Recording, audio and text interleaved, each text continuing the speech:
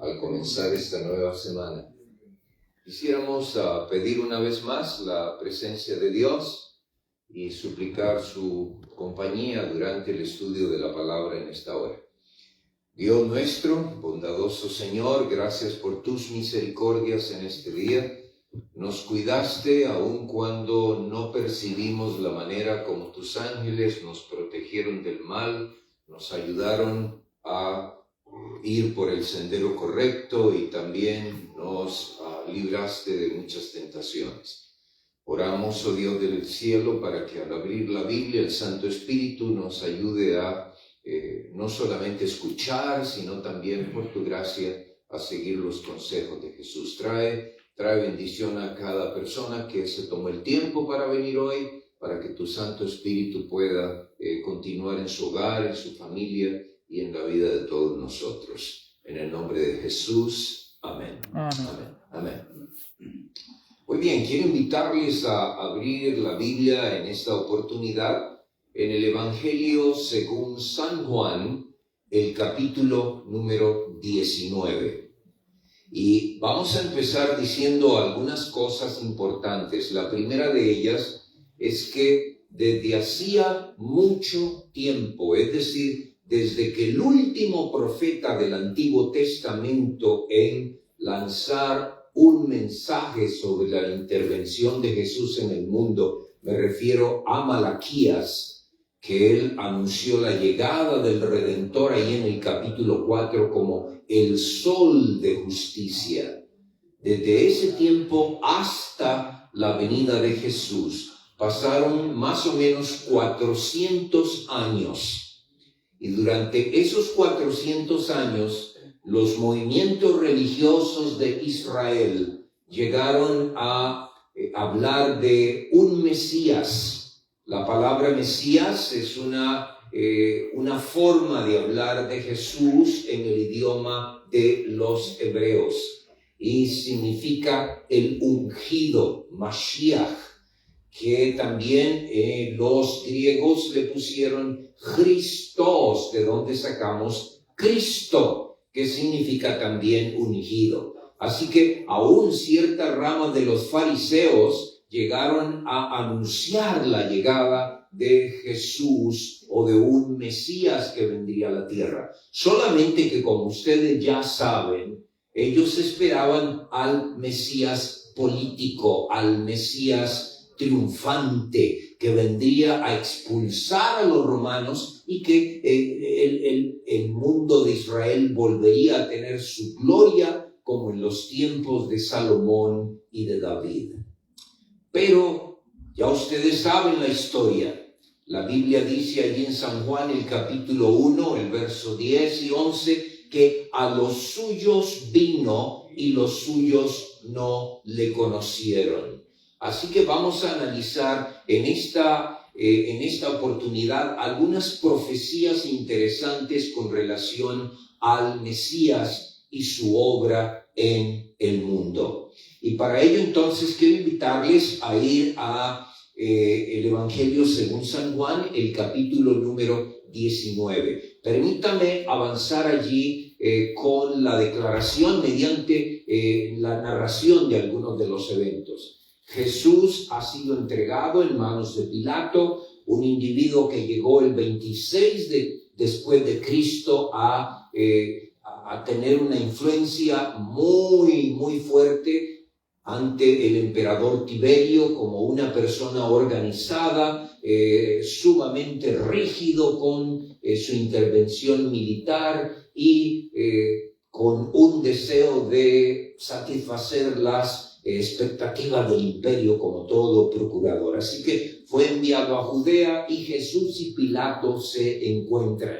Y ya ustedes saben todo lo que ocurre. Pilato le pregunta qué cosa es la verdad. Jesús no puede responderle porque no hay tiempo. Pilato escucha mayormente el ruido de la gente. Si lo entregas, no eres amigo de César. Y quiero decirle algo, siempre que usted va a conseguir oír la voz de Jesús, va a haber otra voz, va a haber otra otra multitud de situaciones que lo van a querer alejar de la presencia de Dios. Usted y yo nunca vamos a tomar una decisión por Cristo, ni siquiera vamos a vivir la vida cristiana sin tener que escuchar una de las dos voces, las voces del mundo o la voz de Dios. Y Pilato entonces, ustedes saben, finalmente entrega a Jesús a la multitud, y allí los soldados romanos empiezan a hacer su obra. Le tejen una corona de espinas, lo empiezan a flagelar. Y saben, Jesús era muy fuerte porque él llegó a soportar el flagelo 2 veces. A Jesús lo flagelaron 2 veces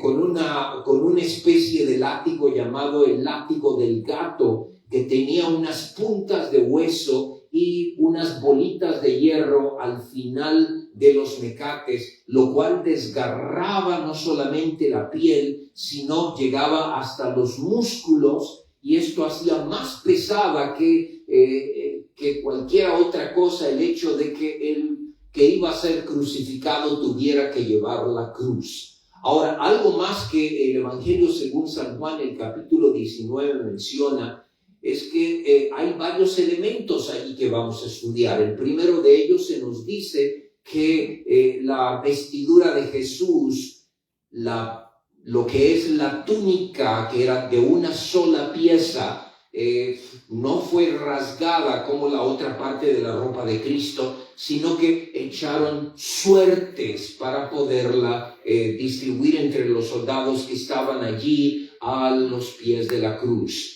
Ahora, hay un juego que se ha encontrado, los arqueólogos han encontrado un juego que los romanos usaban cuando era cuestión de hacer la suerte, y era una especie de corona que sacaban o la marcaban allí en la piedra o en el terreno donde podían grabarlo, y era una especie de corona. El juego se llamaba el Basilius. Basilius significa el rey. Y ellos usaban unos dados especiales y donde caían entonces, y así estaban jugando con la vestidura de Jesús. Esa es una cosa. La otra es que cargar la cruz era algo sumamente pesado. Algunos estudiosos han calculado que la cruz de Cristo podría haber pesado entre 125 a 225 libras.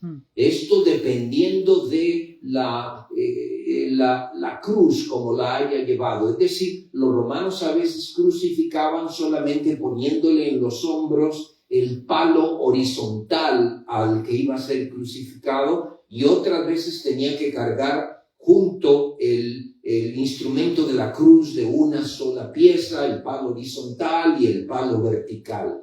Ahora, los romanos perfeccionaron el sufrimiento de la cruz con varios propósitos. El más importante era enviarle una lección a todos aquellos que se querían rebelar contra Roma mediante la guerra de guerrillas. Y generalmente se colocaban las cruces en lugares más transitados de la ciudad donde se había condenado al crucificado, para que todo el día que la gente pasara viera aquel cuadro tan difícil. Ahora, de acuerdo a lo que sabemos, Jesús padeció fuera de la ciudad. No se sabe exactamente el lugar donde él fue crucificado. Hay dos hipótesis, 2 teorías. Una es más cerca de la ciudad, otra es lo que se conoce con el nombre del Calvario de Gordon, que es una roca que, si usted la ve desde cierta posición, pareciera que fuera una calavera con las 2 cuencas de los ojos y la figura del cráneo frontal. Pero no se sabe. Lo que sí se tiene una idea que Jesús pudo haber caminado con esa cruz un promedio de unos 2 kilómetros. Así que Jesús era muy fuerte para poder soportar el flagelo, y además de eso, la humillación de ser escupido, de ser humillado por las mismas personas a las cuales él había ayudado. Y déjeme decirle algo: si usted quiere ser hijo, hija de Dios, usted va a tener que enfrentar muchas veces el desprecio, la indiferencia e inclusive la burla de personas quienes en otro tiempo, cuando usted compartía con ellas,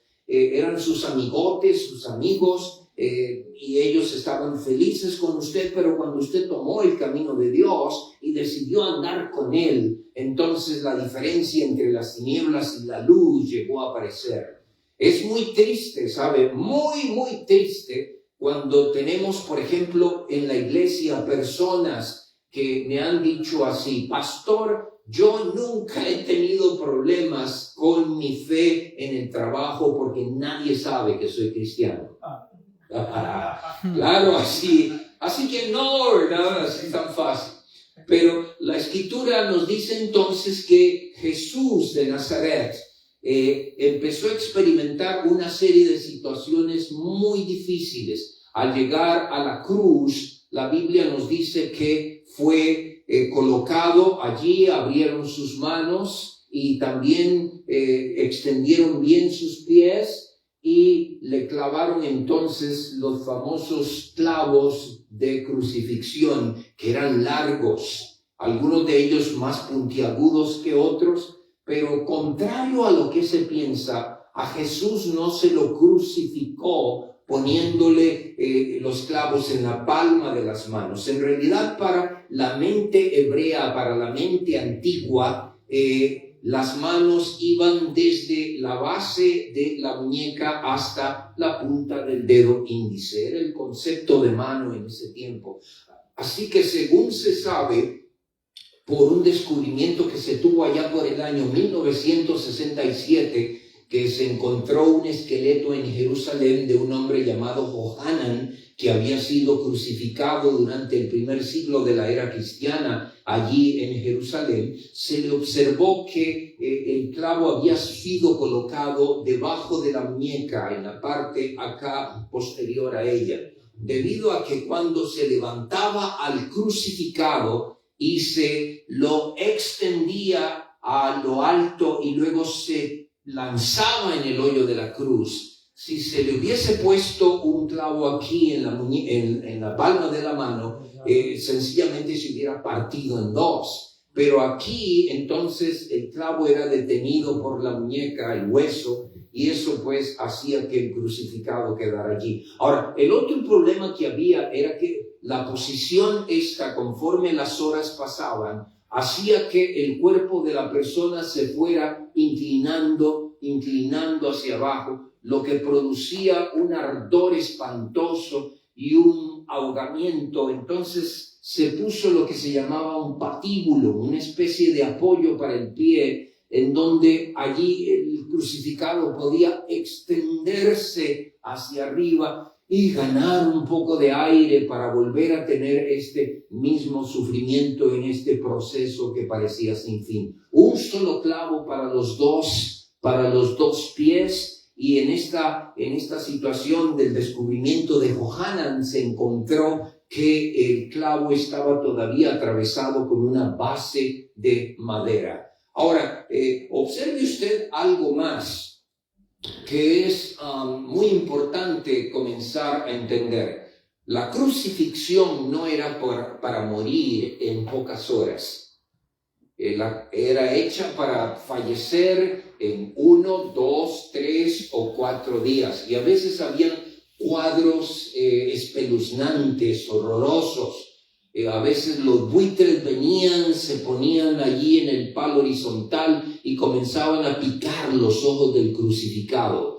O a veces también tomaban la idea o el punto de poder picar allí el ombligo y comenzar a sacar las entrañas en vida.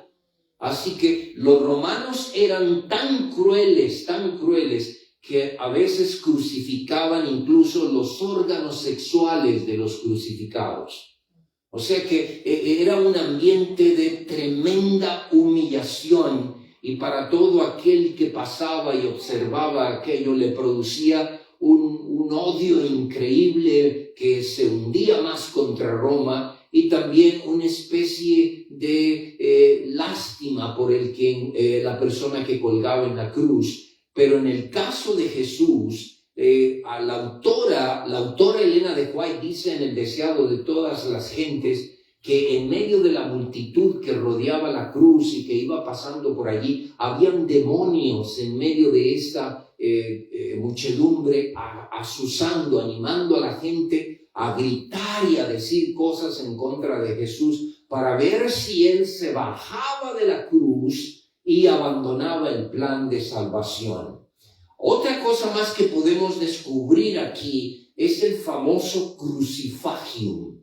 El crucifagium era algo que se hacía para apresurar la muerte de los crucificados. Y vean ustedes que si leen con calma ahí en el capítulo número 19 de Juan, el verso 31 en adelante, el texto nos dice que llegaron algunos dirigentes judíos, llegaron algunos fariseos y escribas, y le pidieron entonces a Pilato que llegara a quebrar las piernas de los crucificados, porque ya se acercaba el sábado,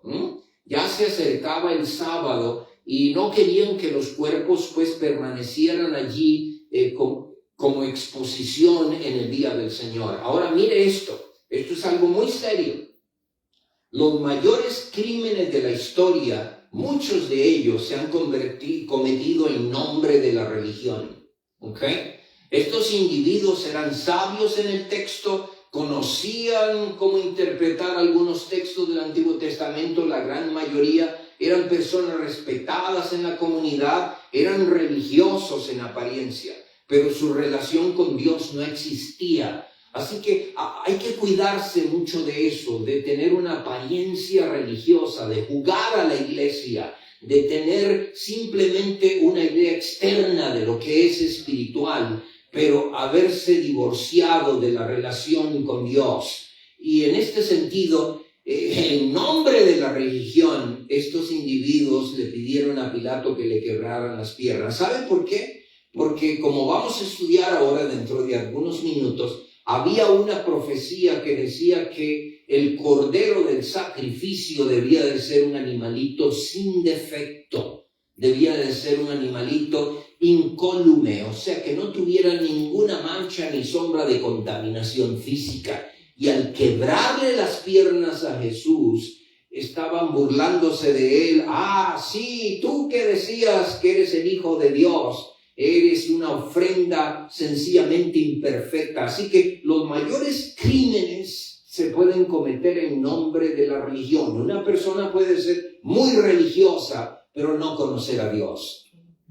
Así que observa este asunto y entonces se nombraba un soldado romano, uno de los más grandulones, fuertes, y este llegaba con una vara de hierro y la dejaba ir como un bat de béisbol y se la dejaba ir en un hueso de las piernas para quebrarle ambas piernas a la vez. Y claro, esto aceleraba el proceso del crucificado. Pero la Biblia dice que cuando llegaron al primero se las quebraron, al segundo también, pero cuando llegaron sencillamente a Jesús, como le vieron ya muerto, no le quebraron las piernas. Y un soldado quiso asegurarse y le traspasó la lanza allí y le salió sangre y agua.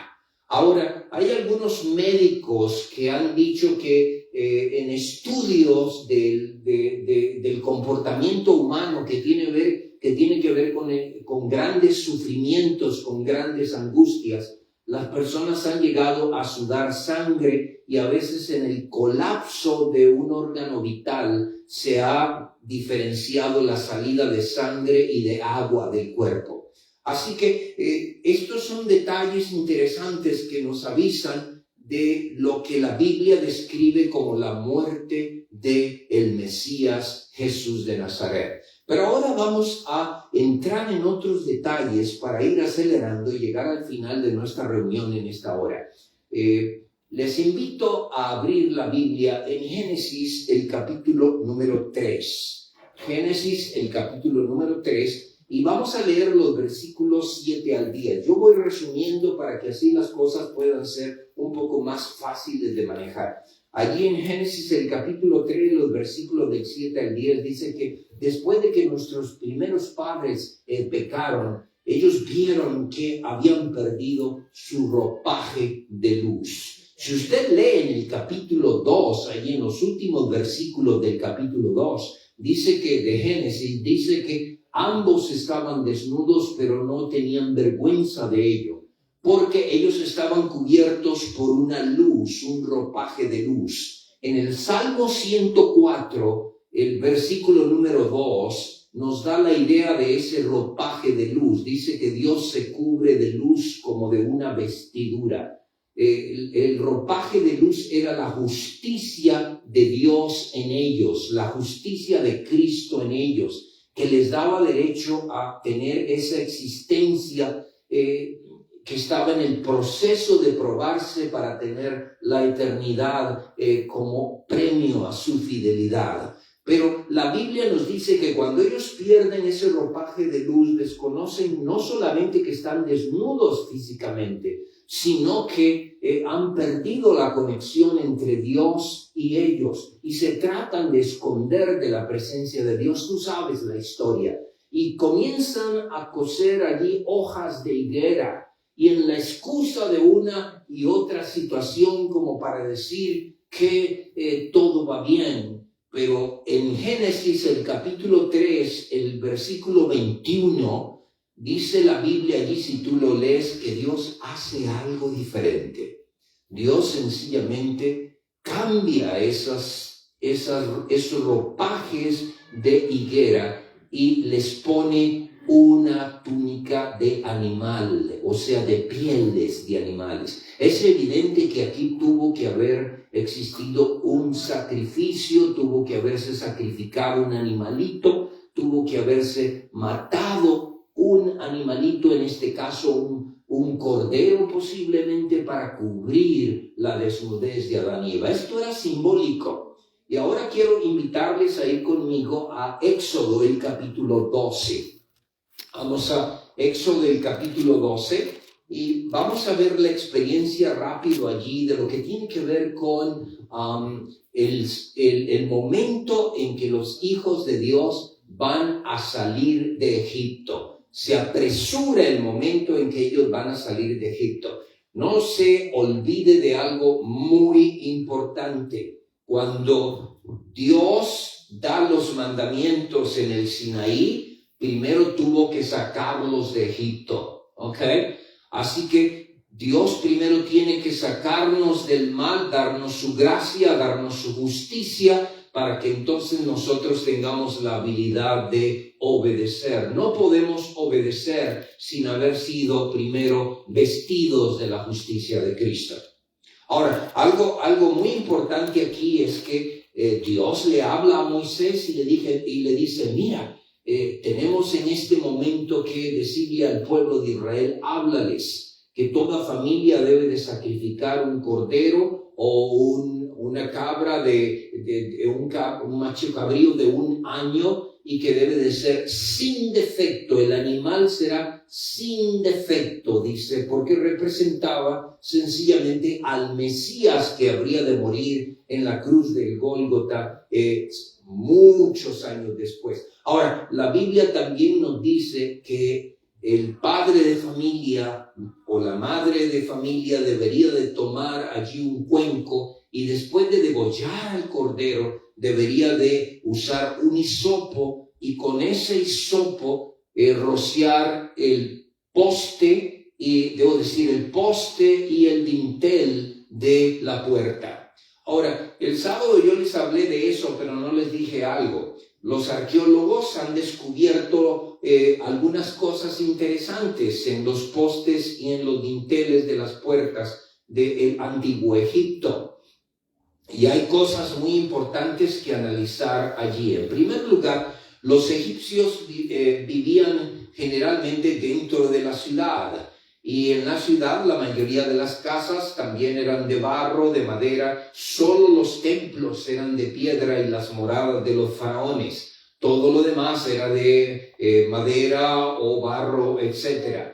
Pero los israelitas vivían fuera de la ciudad, lo que podríamos decir hoy en slums, ¿verdad? En favelas, en tugurios, en guetos, fuera de la ciudad, allí donde ellos eran esclavos. Y cuando el Dios del cielo vino y le dijo a Moisés que le comunicara al pueblo todo esto, la voz se pasó porque en esos dinteles, en esos postes, los antiguos egipcios escribían el nombre del dueño de la casa o del propietario que alquilaba la casa.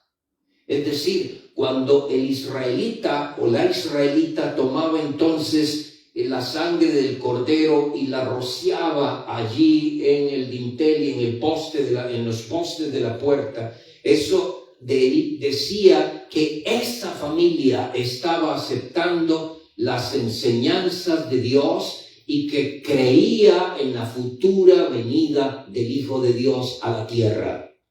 Y eso hacía entonces que el ángel de la muerte pasara por allí sin hacerles daño. Así que ese es el primer símbolo que los fariseos y escribas quisieron romper allí en Juan 19 sobre la verdad del Cordero sin mancha y contaminación. Eso es lo que nos dice en Primera de Pedro, el capítulo 1, los versos 19 y 20, dice: no somos salvos, dice allí, por oro o plata o por cosas perecederas, sino por la sangre de Cristo como un cordero sin mancha y sin contaminación. Y eso es algo muy, muy solemne. Ahora, otra de las tremendas profecías relacionadas al Mesías está relacionado allí a su corazón, Y usted puede ir conmigo al Salmo número 22, el versículo número 14. Dice el texto bíblico allí: mi sangre, dice, o mi corazón, o mi alma, mi corazón se derramó como aguas. Y dice que se deshizo en medio de mis entrañas. Esa es una profecía que hablaría de que lo que mató a Jesús, pues fueron nuestros pecados y nuestras rebeliones. Isaías 53 dice que Él cargó sobre nosotros nuestras iniquidades. Y esto es algo extraordinario, porque yo no he conocido a nadie que quiera amar a otro que lo quiera sencillamente destruir en la forma como Jesús lo hizo. ¿Sabes tú que a veces yo me pongo a pensar cómo hace Dios para poder soportar la maldad del mundo completo?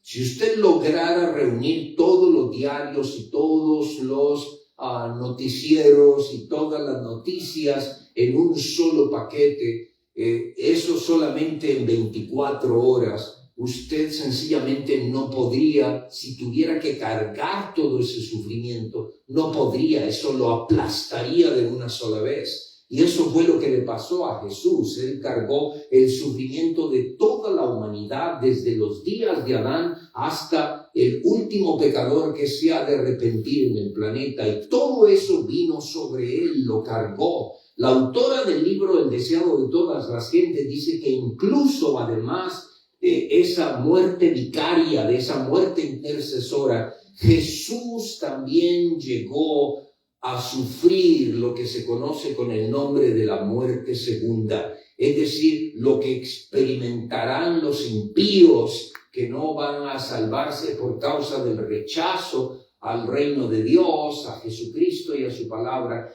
Jesús experimentó el sufrimiento, la terrible oscuridad y la desesperación de la muerte segunda. Y es por eso que la Biblia llama a Jesús nuestro intercesor, nuestro vicario, nuestro redentor. Y en ese punto entonces se cumple esta tremenda profecía del Salmo 22:14, donde dice que mi corazón se deshizo como cera en medio de mis entrañas. Porque normalmente los crucificados no morían tan rápido. Ellos, como les dije, duraban 2-3 días y todos se asombraron de la muerte de Jesús en forma tan rápida.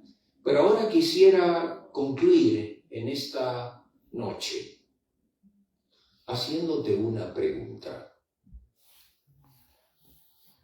el conocimiento de la Biblia es bueno. El conocimiento de la religión también lo es. Pero la información sin transformación no sirve. Y la transformación sin información tampoco sirve. O sea, las dos cosas van unidas. Entonces yo quisiera en esta noche tomar un tiempito para decirte que mi esposa y yo hemos venido aquí con el propósito de comunicar algo de la palabra de Dios. Pero creo que alrededor nuestro hay una cantidad de personas, porque lo creo porque la sierva de Dios dice que todos los días en todas las ciudades del mundo, y esta es una ciudad, en todas las ciudades del mundo hay personas que se levantan preguntando si hay razón para vivir en esta tierra. Y solamente están esperando, estoy repitiendo casi en forma de paráfrasis lo que ella dice en Servicio Cristiano, y solamente están esperando a alguien quien les introduzca en el reino de Dios. Así que ese alguien eres tú, somos nosotros, y tenemos el privilegio de llevar este regalo maravilloso de la justicia por la fe que solamente Jesucristo puede dar. Amén. Ahora, la pregunta es la siguiente: ¿quieres renovar tu relación con el cielo? ¿Quieres hacer de Jesús tu mejor amigo? ¿Quieres seguirle a Él en sus enseñanzas de aquí en adelante? Déjame contarte una historia, es una leyenda. Esta leyenda ocurrió en Persia y resulta que había un famoso fabricante de jarras. Era un famoso fabricante de cerámica y de todas partes de Persia llegaban a visitarlo porque él hacía unos trabajos maravillosos. Era un artesano, ¿verdad? Él trabajaba en lo que llamamos en inglés pottery y lo hacía muy, muy bien. Y él vivía en la calle de los artesanos. Y algunos de sus compañeros de trabajo venían a pedirle consejo de cómo él podía llegar o ellos podían llegar a vender más y trabajar mejor las obras que producían. Y él, muy alegre, no era egoísta, él compartía con ellos sus conocimientos. Pero uno de estos compañeros artesanos se llenó de envidia, se llenó de celo y quiso ponerle fin a la obra de este famoso artesano. E hizo algo interesante. Lo que hizo fue entonces, una noche, se metió furtivamente en secreto al taller del artesano e introdujo en la arcilla, en el barro que él iba a usar en su torno el día siguiente, una fina cuchilla delgada. Y esa cuchilla era tan delgada pero tan filosa que sencillamente él la escondió de tal manera que no pudiera ser descubierta. Al día siguiente el artesano se levantó alegre, feliz, y entonces comenzó a trabajar en el torno y empezó a formar con la arcilla una hermosa jarra y le puso especial atención a esa jarra y de repente pegó un grito de dolor y era que la cuchilla le había cortado había cortado las palmas de las manos y le había dañado algunos tendones y él no podía moverse como él quería, pero notó algo interesante. Conforme la jarra iba dando vueltas en el torno, la sangre se iba mezclando con la jarra y daba apariencias, figuras bellísimas, que parecía que un ángel estaba con un pincel,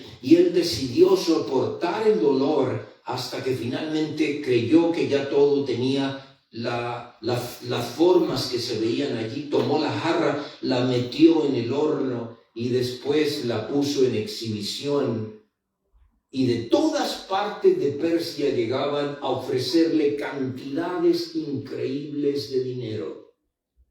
Y siempre decía lo mismo: no la vendo, costó mi sangre. Así que cuando tú pienses que tu vida cristiana está al borde de la destrucción, cuando tú pienses que ya no hay nada más que hacer, cuando tú pienses que ya tu vida se ha vuelto tan rutinaria espiritualmente, acuérdate, Jesús no te vende, costaste su sangre. Amén. Amén. Y si tú quieres renovar en esta oportunidad tu relación con Jesús y la experiencia de tener la justicia de Cristo cubriendo tu vida, yo te invito a que te pongas de pie donde estés. Quiero orar contigo. Ponte de pie donde estés.